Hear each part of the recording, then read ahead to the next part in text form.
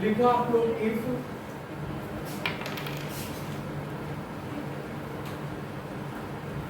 eighth term of AP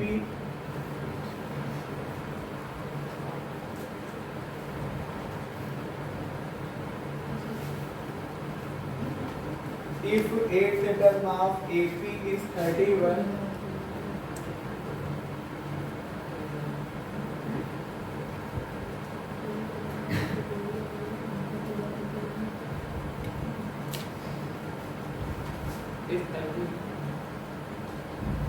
and the 15th term is 16 more than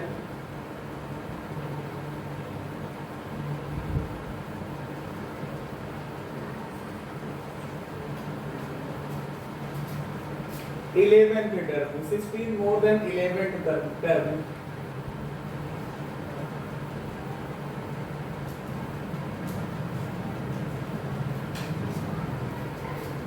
Then find AP.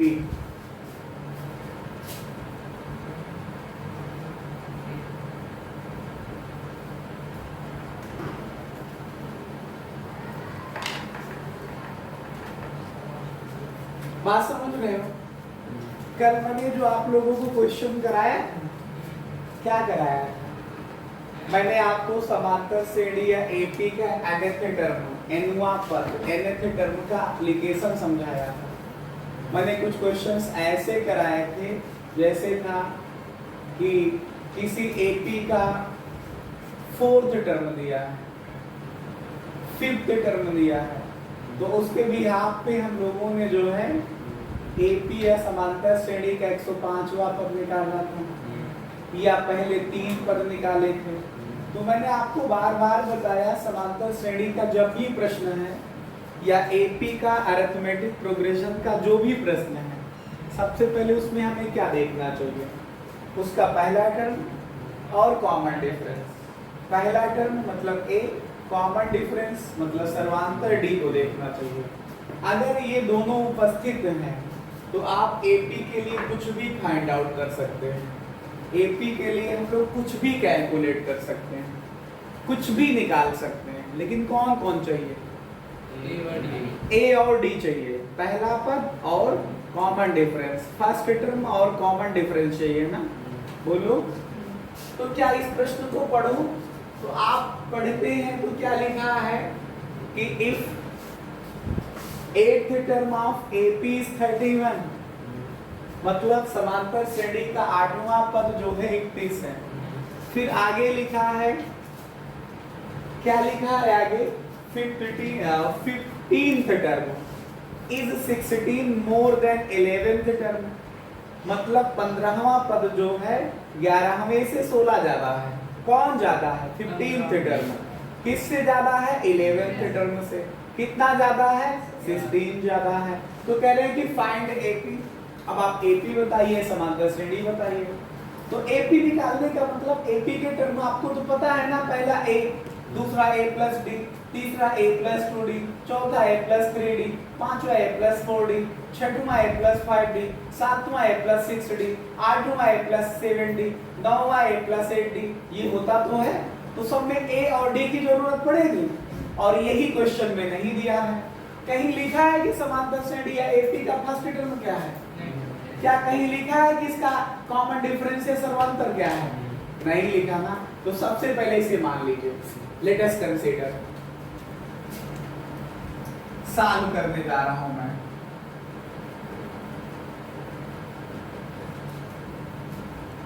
Let us consider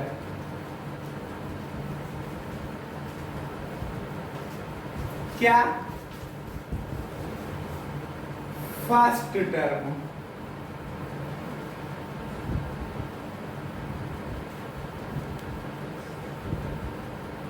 क्या है? First term और common difference.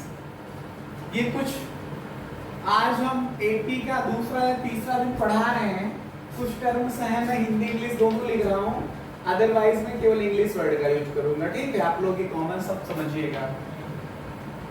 Common difference को बोलते हैं सर्वांतर। कितना होगा ये? डी होगा। अब क्वेश्चन की पहली लाइन पढ़िए। अकॉर्डिंग टू क्वेश्चन मतलब प्रश्नानुसार। जब भी अकॉर्डिंग टू क्वेश्चन लिखा जाए आप समझोगे क्या कि जो प्रश्न दिया है उसके अनुसार। प्रश्न क्या दिया है कि जो एट टर्म है, जो आठवां पद है, एट टर्म है, वो कितना है? तो एट टर्म का मतलब एट लिखोगे ना, इसकी वैल्यू कितनी है? 31 है। क्वेश्चन में एट टर्म कितना है? अब एट टर्म का मतलब होता है a प्लस 7d, ये 31 हो गया। a प्लस 7d कितना हो गया? इक्वेशन फर्स्ट हो गई।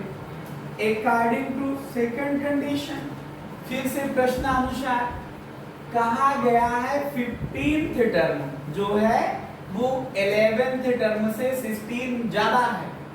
15वां पद 11वें से जो है 16 ज्यादा है, तो ये 15th टर्म हुआ, बोलो। और ये 11th टर्म हुआ। कौन ज्यादा है? 15th की 11th? कौन ज्यादा है? 15th ज्यादा है। कितना ज्यादा है? 16। तो 16 इसमें जोड़ोगे तो बराबर होगा कि ज्यादा वाले में जोड़ोगे तब बराबर होगा? छोटे वाले में जोड़ेंगे तो बराबर होगा ना। तो इसमें 16 जोड़ दो तो अब हो गए दोनों बराबर। समझे? बोलो। अब इसको और आगे सॉल्व कर लेते हैं हम लोग। सॉल्व करिए। A15 का मतलब क्या है? दिख रहा सबको? A15 का मतलब क्या है? A plus 14d equals to A11 का मतलब क्या है? A प्लस 10d और प्लस कितना है? 16। अब आप इन सबको ट्रांसफर कर लीजिए। A प्लस 14d आया, ये माइनस a हो गया, 10d माइनस का 10d हो गया, इधर क्या बचा? प्लस का 16 बच गया। ये प्लस का a और माइनस a कैंसिल हो गया। प्लस का 14d माइनस का 10d 4d आ जाएगा प्लस का, और ये प्लस का 16। तो इसी को तो आप 4d इज इक्वल टू 16 लिखोगे। यहाँ से d निकालोगे तो 4 काहे में जाएगा? डिवीजन में। तो d की वैल्यू क्या आ जाएगी? 4 आ जाएगी। जब d निकाल आया तो इक्वेशन फर्स्ट में रख करके आप a निकाल लो। बाई इक्वेशन फर्स्ट हिंदी में लिखेंगे समीकरण 1 से। बहुत आसान है दोनों language. By equation first, equation मतलब समीकरण, फर्स्ट मतलब a, बाई मतलब से समीकरण 1 से। तो एक लिख लो पहले। a प्लस 7d की वैल्यू क्या है? 31 है। a कितना है? नहीं पता। 7d कितना है? 4 इक्वल्स टू कितना आया?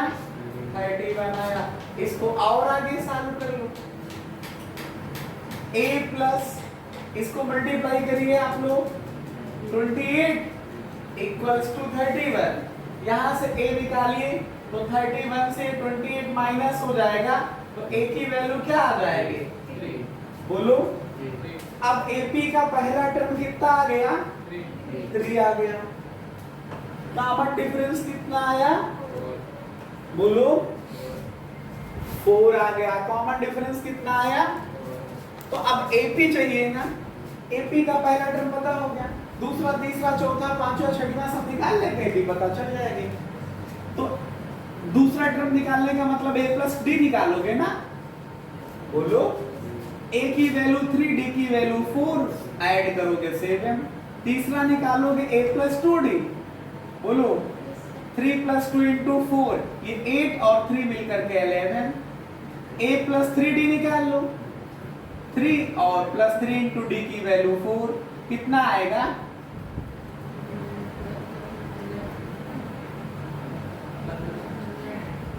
4 का अंतर है, 4 का डिफरेंस है। तो हेंस AP लिखते चले जाओ। AP को पहला टर्म बोलिए, पहला टर्म बोलिए 3, दूसरा 4 ऐड करते चले जाओ। ये आपके पास AP पता चल जाएगी। ठीक है, तुम लोग थोड़ा सा आगे वाली सीट पे आ जाओ, एक सीट छोड़ दो पीछे।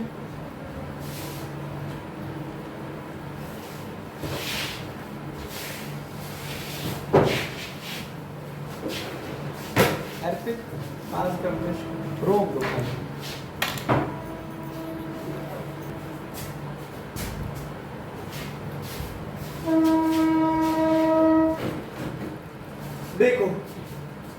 ये जो क्वेश्चन हमारे पास है वो क्या है, आप लोग इसको पढ़िए ईमानदारी से। क्वेश्चन में लिखा गया है कि the sum of fifth and ninth term of AP 72, मतलब जो है AP के फिफ्थ पांचवें और नाइन्थ मतलब नौवें पद का सम मतलब योग कितना दिया है, 72 दिया है। कितना दिया है? और sum of seventh and twelfth term, sum of seventh and twelfth term is 97, मतलब सातवें और 12वें पद को जोड़ दो आपस में तो कितना आता है, 97 आता है। तो AP बताओ, समांतर श्रेणी बताओ। AP निकालने का मतलब क्या चाहिए, आप AP के लिए कुछ भी निकाल सकते हो। कब? जब A और D पता चल जाए। तुम AP के लिए क्या क्या कर सकते हैं?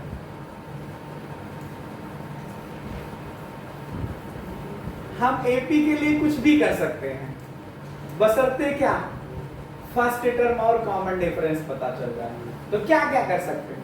सब कुछ कर सकते हैं, सब कुछ कैलकुलेट कर सकते हैं, लेकिन चाहिए क्या हमको, A और D चाहिए।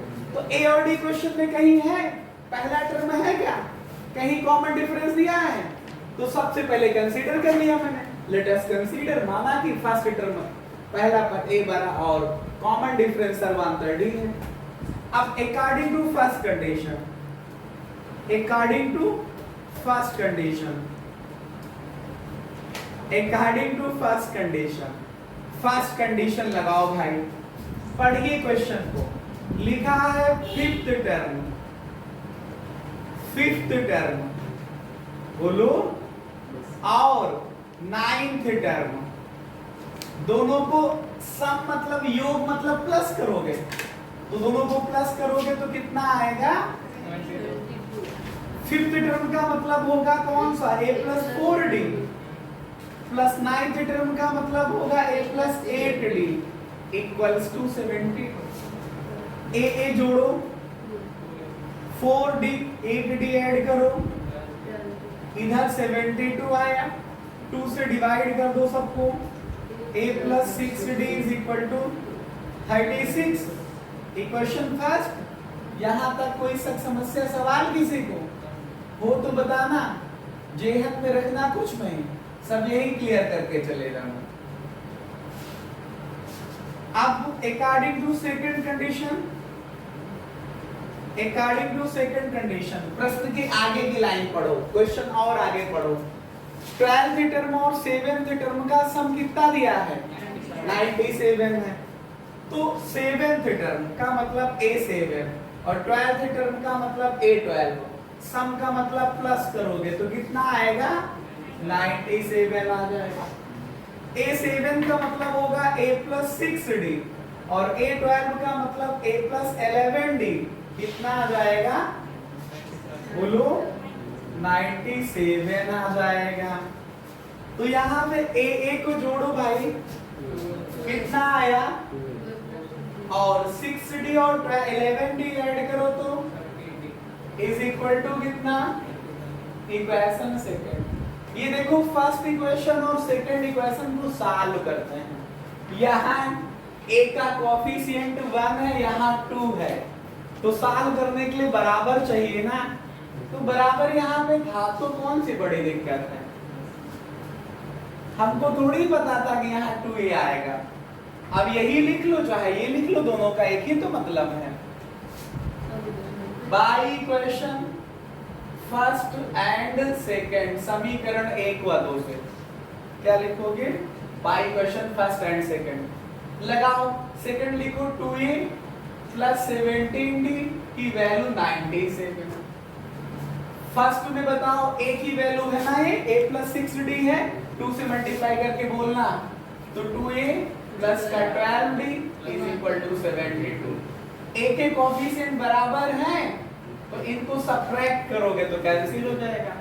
तो ऑन सब्ट्रैक्शन लिखना, घटाने पर क्या लिखोगे, घटाने पर, ऑन सब्ट्रैक्शन, ये कैंसिल हो जाएगा। 12D माइनस का है और 17D प्लस का है, 12d माइनस करोगे 17d से तो कितना आएगा 5d प्लस में आएगा। 97 से 72 माइनस करो, 7 से 2 जाएगा 5, 9 से 7 जाएंगे 2, तो d की वैल्यू 25/5 आ जाएगा, ये कट के 5 आ जाएगा। इसमें कोई दिक्कत बोलो। आप d की वैल्यू को कहाँ रख दोगे? By equation first. जब आप ये वाला मेथड लगाते हो एलिमिनेशन मेथड, विलोपन विधि लगाते हो, तो कौन सा होता है? चाहे इक्वेशन फर्स्ट में वैल्यू पुट करो फिर चाहे सेकंड में, कोई मतलब नहीं। लेकिन सब्स्टिट्यूशन में क्या होता है? पहले से वैल्यू निकाला है तो दूसरे में रखते हैं, दूसरे से निकालते हैं तो पहले में रखते हैं, ये है ना कॉन्सेप्ट।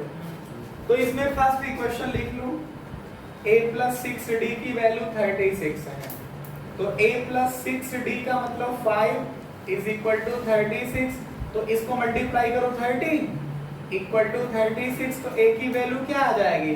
36 से 30 माइनस हो जाएगा, तो कितना आ जाएगा? 6 आ जाएगा। तो आपको पहला पद पता चल गया और d पता चल गया, तो सीधा ap लिख सकते हैं हम। बोलो, अब ap लिखने के लिए चाहिए क्या? पहला टर्म a की वैल्यू 6, फिर क्या चाहिए? दूसरा a + d, a का मतलब 6, d का मतलब 5 मिलके 11, फिर तीसरा चाहिए a + 3d कि 2d, तो 6 + 2 × 5 का मतलब 16, 5 5 बढ़ रहा ना, एंड सो ऑन, ऐसे आप निकाल सकते हो।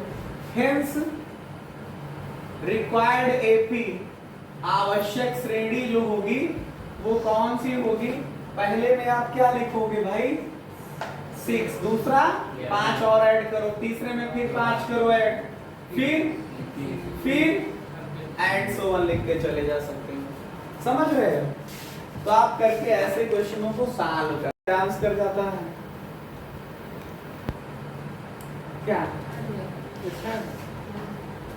लिखा है is 184 a term of sequence 3, 7, 11 and so. मतलब है कि क्या 184 जो है, ये जो सीक्वेंस है, अनुक्रम है 3, 7, 11 का कोई टर्म है? तो मैंने कहा कि जैसे 3 है तो किस पोजीशन पे? n की वैल्यू 1, सेकंड है आपका 7 है तो किस पोजीशन पे? n की वैल्यू निकालोगे तो 2 आएगी। 11 है तो किस पोजीशन पे? तीसरी पोजीशन पे, तो n की वैल्यू 3 आ जाएगी। ऐसे जब इस तरह का कभी कोई क्वेश्चन चेक करना हो कि क्या ये वाला टर्म इसका है, तो हमको क्या पता है कि नहीं, तो इसमें जो है आप ये मान करके चलोगे, क्या मान करके कंसीडर करके चलोगे कि इस AP का वो AP है, ये बात समझ पाए कि नहीं? बोलो, ये AP है, ये बात समझ में आई कि नहीं? डिफरेंस आप देख सकते हो कितने कितने का है, 4 4 का है। पहला टर्म कितना है? 3 है, और डिफरेंस कितना है? 7 - 3 का मतलब 4 है। बोलो, बोलोगे? अब इन्होंने कहा कि क्या 184 या 184 इस सीक्वेंस का टर्म है? अब हमको पता नहीं, हमने मान लिया, लेट कर लिया कि है ये टर्म। लेट, ये जो 184 है ना, उसको मैंने मान लिया कि nth टर्म है, nवां पद है। तो nवें पद का या nth टर्म का फार्मूला यूज करो, तो a + n - 1 × d बराबर 184 आ जाएगा। a की वैल्यू कितनी है? 3 + n - 1 × d कितना है? 4 = 184 आ जाएगा। 3 प्लस इसको मल्टीप्लाई करो पहले आप 4 से, इनमें 4n - 4 = 184 आ जाएगा। अब आप थोड़ा से समझिए, 3 - 4 -1 आएगा, प्लस का 4n, ये 184 आ जाएगा। तो ये प्लस का 4n यहाँ से निकालोगे 184, और -1 को ट्रांसफर करोगे तो +1, तो 4n की वैल्यू इन दोनों को ऐड करो तो 185, यहाँ से n निकालोगे तो 185 को 4 से डिवाइड कर दो, 4 से डिवाइड करो, 4 से इसको काटो, 4 चौके 16, 2 18, 2 आगे 25, 4 छंग 24, 1/25 डेसिमल लगाओ, 10 हो जाएगा, 4 दूनी 8, 2 बचेगा, 20 हो जाएगा, 4 पंचे 20। तो किस नंबर का टर्म आया बोलो? n की वैल्यू क्या आ गई? 46.25। अब एक बात बताइए, जो यहाँ पे पदों की संख्या या नंबर ऑफ टर्म होता है, या तो पहला, दूसरा, तीसरा, चौथा, पांचवा, छठवां, सातवां, आठवां, नौवां, 10वां, in English first, second, third, fourth, fifth, sixth, seventh, eighth, ninth, 10th, 11th, 12th, यही तो हुआ। कभी आपने काउंट करते समय की ना, first term 1.5 term, second term 1.25 या 2.5, ऐसे आया कभी? मतलब कहने का ये है कि जब टर्म है तो ये आपके पास नेचुरल नंबर आना चाहिए, और ये आ गया क्या? ये रेशनल नंबर आ गया, डेसिमल के फॉर्म का, दशमलव में आ गया। अगर 46 पूरा पूरा होता तो ये सही था, लेकिन 46 ना करके 46.25 आ गया, तो ये सही है क्या? इसका मतलब it is not natural number, ये प्राकृतिक संख्या नहीं है। सो दैट, इसलिए 184 is not term of AP. Term of AP लिखो चाहे सीक्वेंस लिख दो, यहाँ पे सीक्वेंस या अनुक्रम भी लिखा था, तो इस वजह से 184 जो है इसका टर्म नहीं है।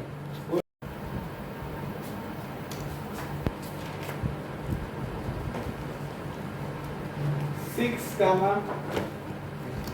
13, 20, and so on, 216.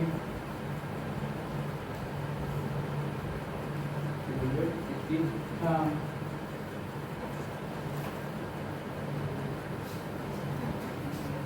Find middle term of AP. ठीक है, क्वेश्चन में ये लिखा है कि find the middle term of AP 6, 13, 20, and so on 216। ठीक है, मतलब जो श्रेणी दी है, एपी दी है, कौन सी है? 6, 13, 20, एंड सो ऑन 216। इसका बीच का पद बताओ, बिल्कुल जो बीचों बीच में, मिडिल टर्म बताओ, मध्य पद बताओ। तो आपको ये तो पता चले कि है लोग कितने। कभी भी जब बीच में निकालना हो या किनारे का पद निकालना हो, जहां का भी निकालना हो, तो पता तो है कि वो कितने लोग यहाँ पे। अब आप समझिए, आपको एक एग्जांपल के थ्रू समझाते हैं बीच का पद। जैसे मान लो ये हम थोड़ा से पॉइंट्स से आपको दिखा रहे हैं, बताइए कितने पॉइंट हैं?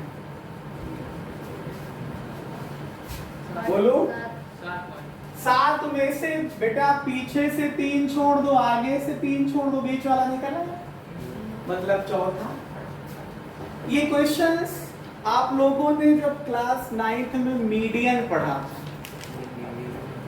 मध्यिका पढ़ा, तो बीच का पद निकालने का मेथड वहां पे समझाया गया।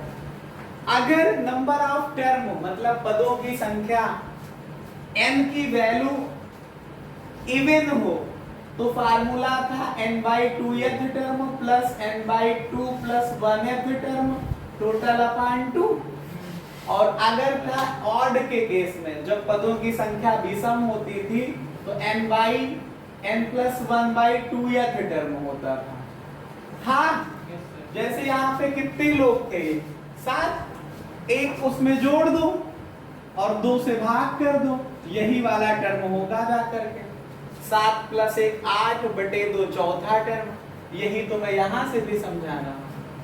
ठीक है, तो मिडिल टर्म निकालना आसान। कैसे आसान? आपको याद दिलाएंगे हम क्लास 9th को।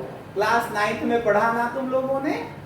मीडियन पढ़ा था, माध्यिका पढ़ा था, उसी कॉन्सेप्ट का यूज करेंगे। और अगर वो फार्मूले भी ना याद आए और आपको कुछ भी ना याद आए, तो फिर कैसे करेंगे? फिर आप जो है एक काम करना, थोड़ा बहुत ब्रेन लगाना। जैसे मान लो 20 पद लिखे हैं या 21 लिखे हैं, तो 21 लोगों को लिख लेना। जैसे मान लो 21 लिखे हैं, 1 2 3 4 5 6 7 8 9 10, बोलो 11 12 13 14 15 16 17 18 19 20 और 21। अभी आपको मिडिल टर्म निकालने का एकदम से बूंदू छाप मेथड, आपको कुछ भी नहीं आता अगर, तब भी गलत नहीं होगा। और हम ये मान करके चल रहे हैं कि 10th क्लास का बच्चा जितना मैं मेथड बताने जा रहा हूं जो उससे ज्यादा तेज होता है। ये उन लोगों के लिए है जिनको कुछ नहीं समझ में आता है कि कैसे निकालेंगे। तो जितने टर्म हो, क्योंकि क्वेश्चन जो भी आएगा उसमें 500 टर्म का नहीं आएगा, 25 30 40 50 ऐसे टर्म होंगे जाकर के मैक्सिमम। तो उतने नंबर वो लिख लेगा, ठीक है। जैसे मान लो नंबर ऑफ टर्म या पदों की संख्या आ गई आपके पास 21, तो 21 लोगों को लिखेगा, ऐसे काटेगा, एक आगे से काट देगा एक पीछे से। इससे ज्यादा आसान तरीका नहीं हो सकता। एक फिर आगे से कट कर दो, फिर एक इसको, फिर एक आगे से कट करो, फिर एक इसको, फिर इसको कट करो, इसको तो फिर ये तो फिर ये, फिर 7 तो 15, 8 तो 14, 9 तो 13, 10 तो 12, कौन बच गया? अपने आप को बीच वाला निकल आएगा, ठीक है। क्या इससे भी बदतर हो तुम लोग? आई होप कि तुम लोग इससे ज्यादा तेज हो, ये जरूरत नहीं पड़ेगी तुम्हें।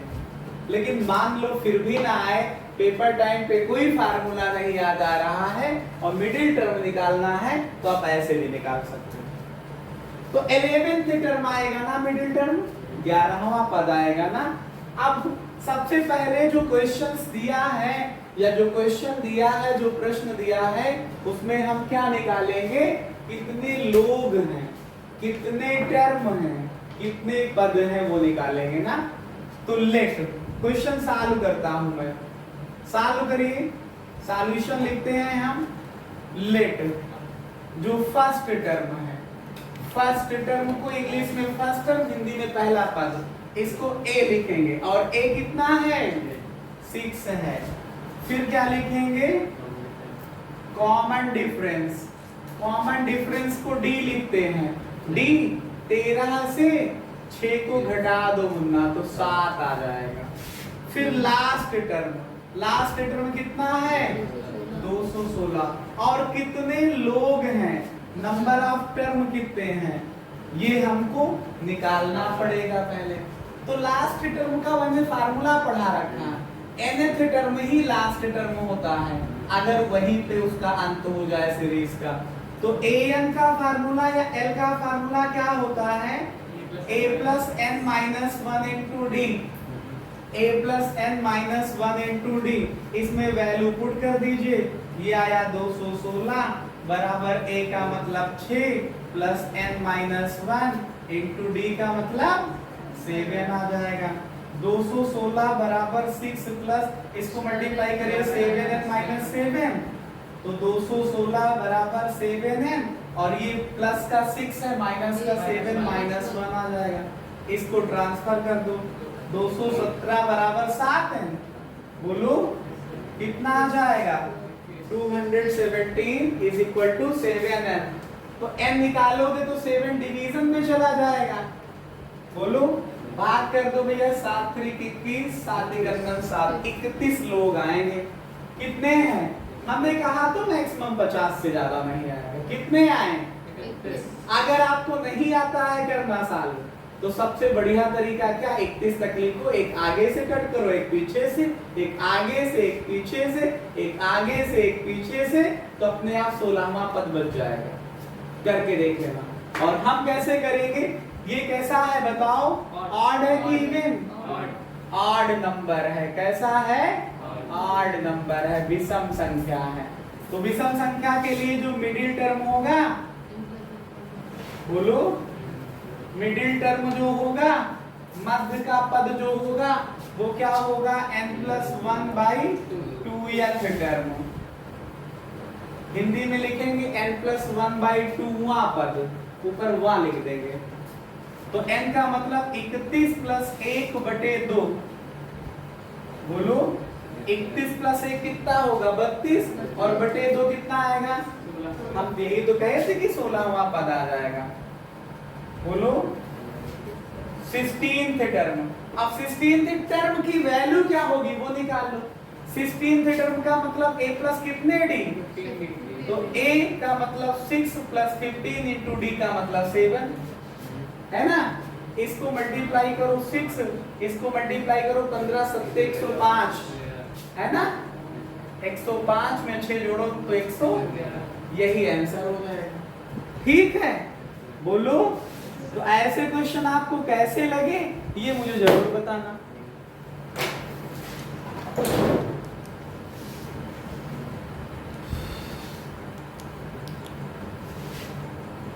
सबके साथ समान व्यवहार होगा। अगला क्वेश्चन तुम लोगों के पास हम लेके आए, लिखो विच टर्म। क्या लिखोगे, विच टर्म, कौन सा पद। हिंदी अगर जानना है तो जानो कौन सा पद। ऑफ एपी, ऑफ एपी, कौन सी एपी है 3, 15, 27, 39, and so on will be 132 more than किससे 54th term, 54th term. 54th term से कौन सा टर्म है ऐसा जो कितना ज्यादा है, बोलो 132 ज्यादा। कौन सा टर्म है वो निकालना है। तो हमको क्या पता कि पहला है कि दूसरा। जब संख्या पूछी जाए, जैसे कहा जाए इस सीरीज में 50 लोग हैं, बताओ कौन सा फेल हो जाएगा, पहला कि दूसरा कि तीसरा, तो इसका मतलब वो नंबर पूछ रहे हैं। तो नंबर जब पूछे तो हमेशा टर्म को an मान लेना और नंबर को n मान लेना। तो पहले लेकिन क्वेश्चन को सॉल्व करने का तरीका क्या लिखोगे, गिवन दैट, गिवन एपी, कौन सी एपी है जो गिवन है 3, 15, 27, 39, एंड सो ऑन। अब इसका फर्स्ट टर्म बताओ, फर्स्ट टर्म क्या है, a का मतलब 3 है, कॉमन डिफरेंस क्या है, कॉमन डिफरेंस d का मतलब दूसरे से पहले को माइनस करो तो 12 आ जाएगा। ठीक है, तो इन्होंने कहा कौन सा टर्म जो है 54th टर्म से 132 मोर है, मतलब कौन सा पद जो है 132 ज्यादा है 54वें पद से। तो लेट कौन सा टर्म, nth टर्म, कौन सा टर्म संख्या पूछ रहा तो मतलब nth term is 132 more than किससे 54th टर्म से। ठीक है, तो nth टर्म का मतलब an, इज मतलब इक्वल 54th टर्म, a 54 लिखोगे ना, और 132 मोर है मतलब 132 प्लस करोगे, तो an का मतलब होगा a plus n minus 1 into D is equal to a 54 का मतलब होगा a प्लस 53d और प्लस 132। ट्रांसफर करोगे तो a से a तो कट ही जाएगा, ये आएगा n माइनस 1 इंटू डी की value 12 equals to 53 into 12 plus का 132। सॉल्व करिए इसको, 12 3 जा 36, ये 6 कैरी आएंगे कितने, बोलो 6 ना कि 3, हाँ 12 5 जा 60 और 3 63 प्लस का 132 कितना आएगा ये 7 6 8, बोलो n, ये 12 मल्टीप्लाई करो तो माइनस का 12 क्या हुआ कहाँ पे, अच्छा चलो ऐसे पढ़ रहे 12 3 36 के 6 हासिल 3, 12 पंचे 60 3 63 आओ भैया पकड़ पाए? 636 में 132 जोड़ो तो 36 32 मिलके 68 और 600 में 1 जोड़ोगे तो 700, 600 में 100 जोड़ोगे तो अभी 12 को इधर प्लस में ले आओ तो कितना आ जाएगा? 12n is equal to 768 plus का 12 तो 708 और 8 तो n की वैल्यू क्या आएगी? 780 बटे 12, 12 छन 72, 12 छन 72 और ये 6 बचेगा 60, 12 पंचे तो कौन सा पद? तो हेंस कौन सा पद? 65th टर्म पद पूछा है ना, 65 वैल्यू थोड़ी आएगी, 65वां पद आएगा। तो hence 65th term is required. आवश्यक क्या था? आवश्यक कौन सा टर्म था जो आप हमसे पूछ रहे थे? कौन सा टर्म था? 65th term. यही आपका आंसर हुआ, ठीक है। बाकी कल मिलते हैं आपको इसी समय।